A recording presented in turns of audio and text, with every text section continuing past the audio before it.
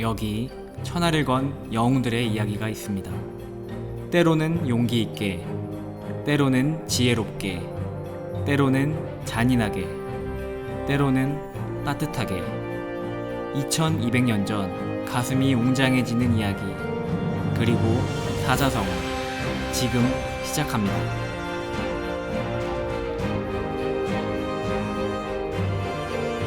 반갑습니다. 한문충입니다. 오늘은 초안지에 대해서 얘기해 보려고 합니다. 초안지 조금 생소하죠? 장기를 본 적이 있나요? 장기 말을 보면 초서로 초나라, 해서로 한나라 라고 적혀 있습니다. 바로 초나라와 한나라의 전쟁 이야기가 초안지인데요. 중국 역사상 최고의 전쟁 이야기입니다. 그런데 중국 최고의 전쟁 이야기라고 하면 보통 삼국지를 떠올립니다. 초안지는 삼국지와 비교할 점이 상당히 많습니다. 수많은 영웅들의 이야기가 등장합니다.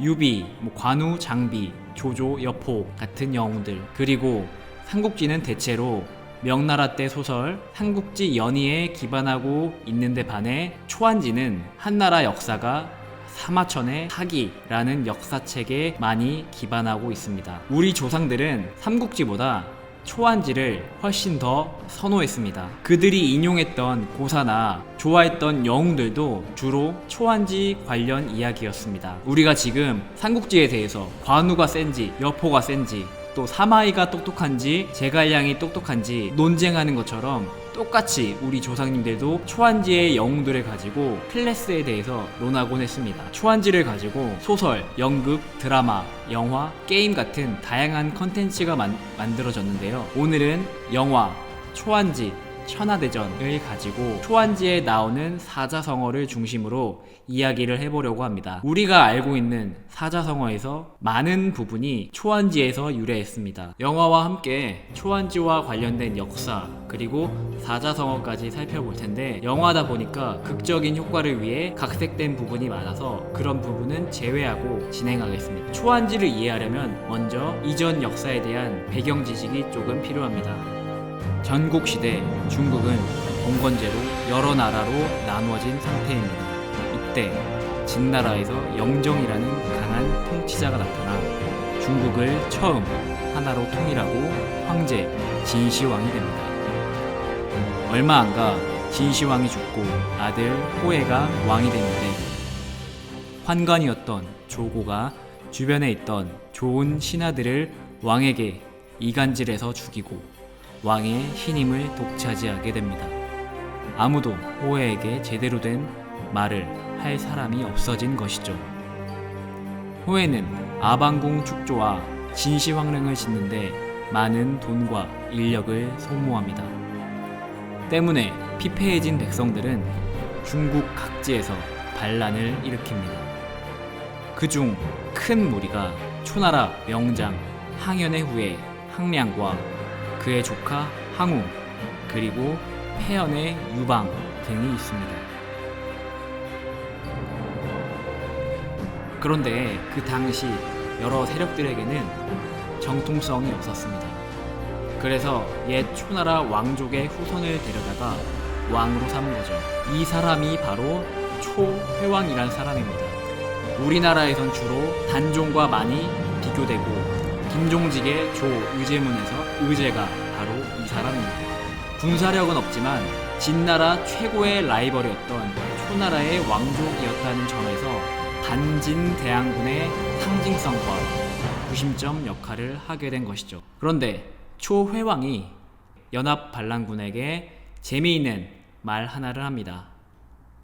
관중을 평정하는 자를 관중의 왕으로 봉하겠다 라는 약속을 합니다. 여기서부터 바로 영화가 시작됩니다. 캐릭터 설명을 간단히 하자면, 먼저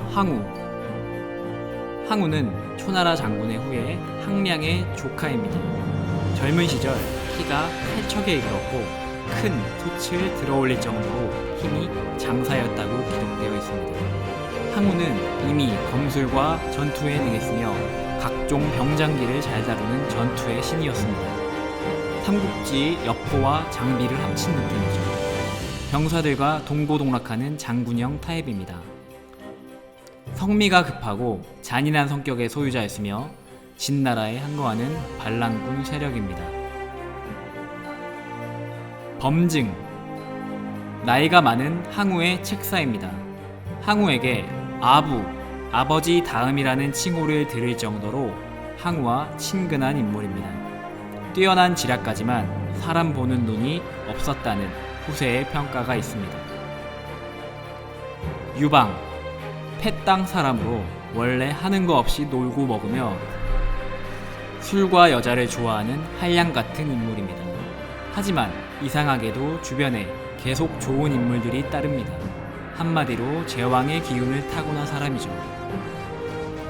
유방이 위기에 처할 때마다 어디선가 인물들이 나타나서 구해줍니다. 항우와 마찬가지로 진나라 폭정에 반대하는 반란군 세력입니다.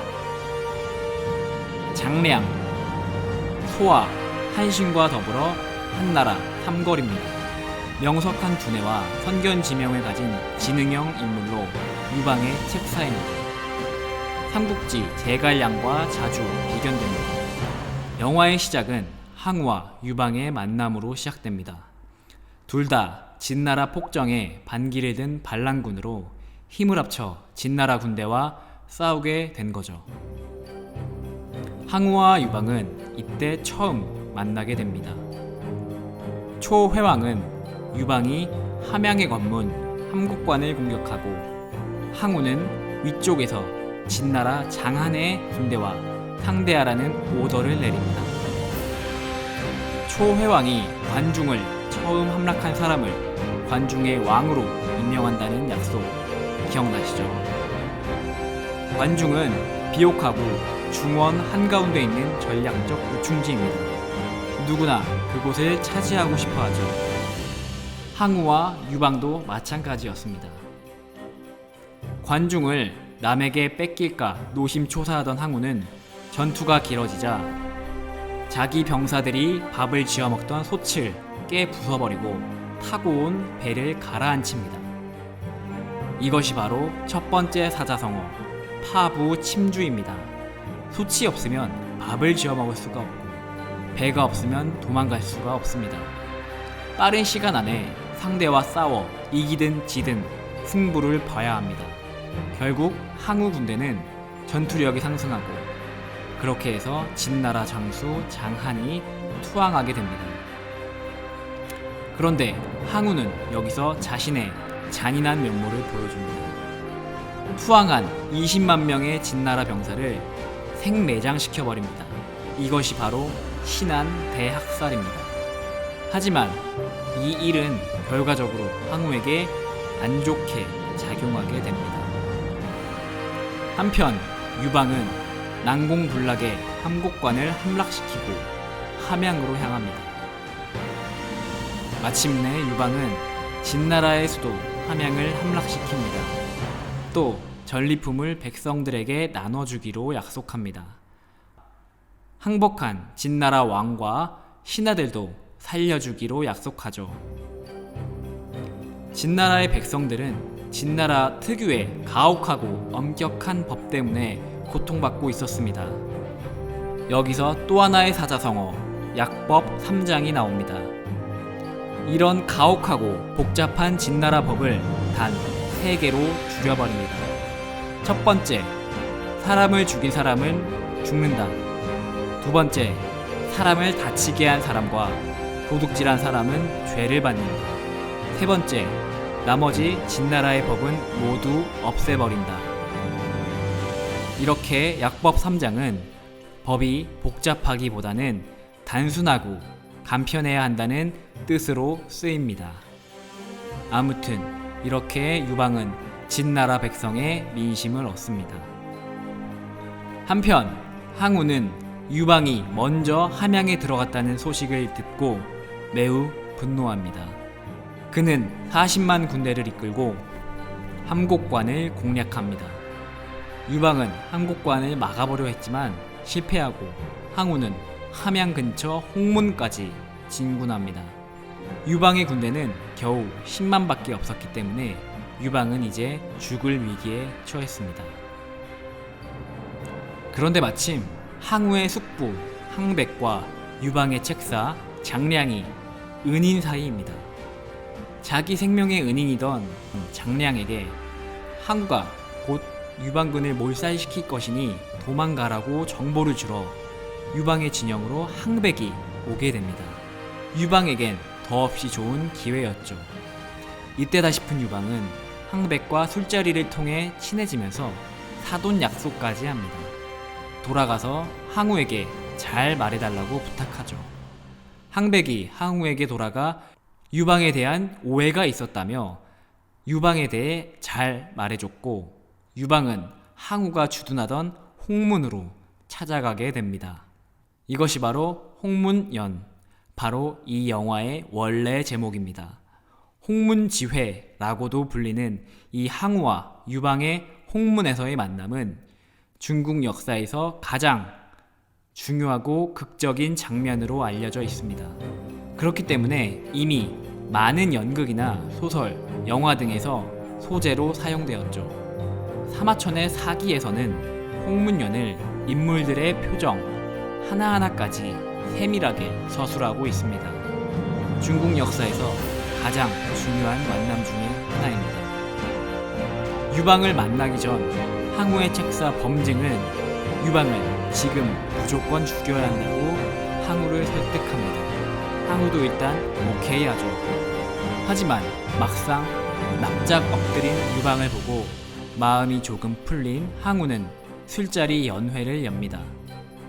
유방은 저 자세로 온갖 변명을 합니다. 자기가 먼저 함양을 점령한 것은 항우에게 내주기 위함이었고, 함곡관에서 항우의 군대를 막았던 것은 도적떼들이 많아서 그렇다 라고 원래 같았으면 씨알도 먹히지 않을 드립을 치지만 항우에게는 먹힙니다. 이게 되네. 범증이 계속 유방을 죽이라고 신호를 보내지만 항우 오지게 말 안 듣습니다.